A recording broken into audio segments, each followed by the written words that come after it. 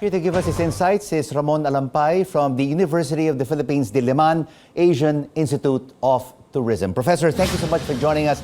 So, in your point of view, who is to blame for this Love the Philippines campaign fiasco? The Department of Tourism or the ad agency DDB Philippines? I think there's blame to go around on both sides, both the client and the agency. There were, there were lapses in quality control. And the problem is they can't get the story right. Whether it was just a mood video or it was actually the video used to launch the brand, and we're not getting correct. I know, like sometimes they say it's not really a launch; it was supposed to be a consultation. I don't know. There's a lot of mixed messages.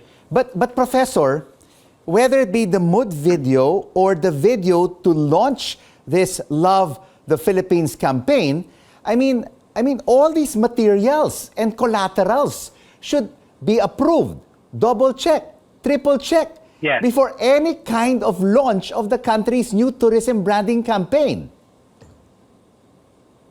Yes, well, if you look at it from the side of DOT, and you know that DDB is a credible, it's a worldwide ad agency. There's a level of professional trust also in when they say that this has been vetted by our team.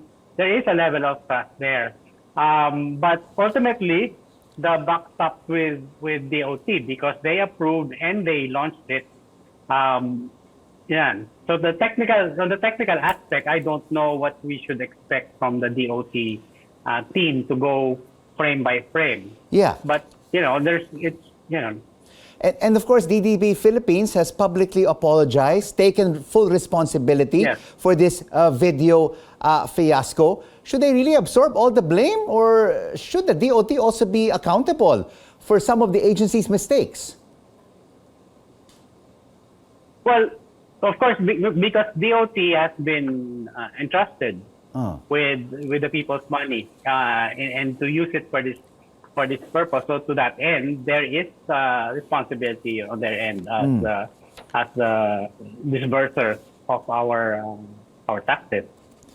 It seems like for this purpose. It seems like in the statement, if you read it, DDB is trying to qualify, that no public funds were used for the video. But of course, they were also in charge of the total campaign, Professor. That means there was a budget, taxpayers' money, because the DOT said that the budget was 49 million pesos. I'm sure there was some sort of down payment that was made to DDB Philippines to at least get the ball rolling and to come up with storyboards, to come up with initial videos, to get it to get to this point of the launch.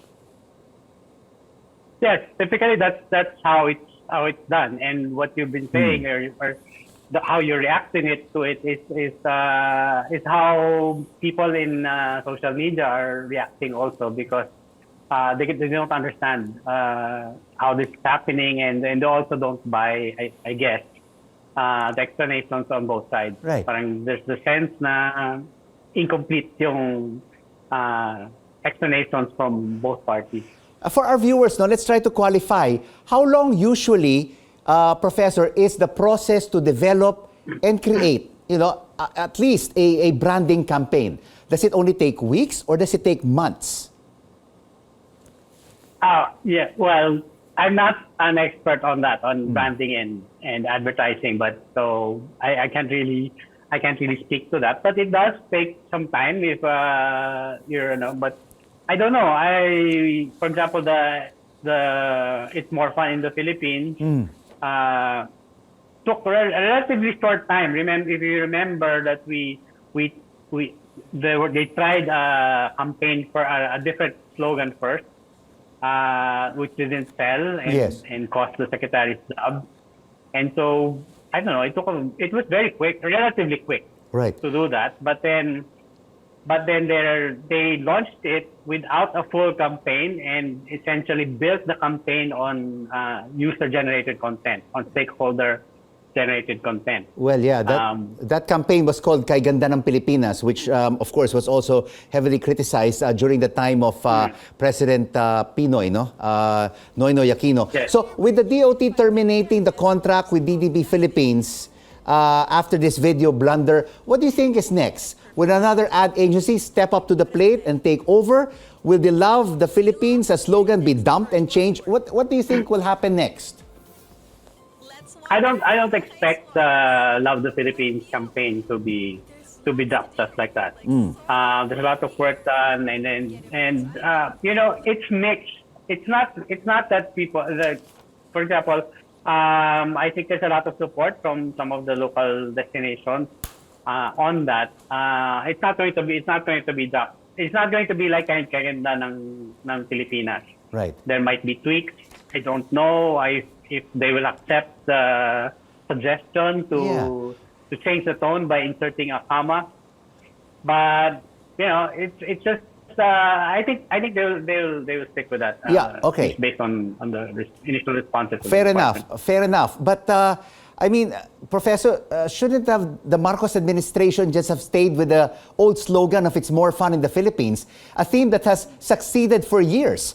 I mean, if a system ain't broken, why change it? I mean, you talk about Malaysia, truly Asia, incredible India, amazing Thailand, your Singapore, Vietnam, timeless charm. It has been there for decades. So why change? Why change a campaign? Well, the private sector initially, that was what the private sector initially told the department when I think when Secretary Fasco first floated the idea of changing "It's more fun." He said, the wheel's not broken, and it's not the most important issue at this point. Yeah. But I guess they wanted to try something new. Right. But actually, interestingly, Singapore, it varies with different Southeast Asian nations. Singapore has changed its slogan about every 6 to 10 years. Thailand has stuck with Amazing Thailand because it was so successful. Yes. But they kept it as an overall theme, and then occasionally they would have campaigns. Yes. Under that umbrella, like when they have Unseen Thailand, Discover Thailand, etc. And so Malaysia, when they hit on Truly Asia, they followed the model of Thailand, right? Where they kept Truly Asia, and then every year, like every visit Malaysia, they would say, they would highlight a different campaign. So that we haven't had that kind of success yet, where we've identified a lasting brand that we can build different campaigns on. Because it does make sense to change campaigns, but as far as Thailand and Malaysia and India are concerned, they've been able to find and sustain strong brands that last decades. Thank you so much, Professor, for your insights on this new tourism branding campaign and the fiasco and the drama that has taken over Love the Philippines tourism campaign. Ramon Alampay from the University of the Philippines Asian Institute of Tourism.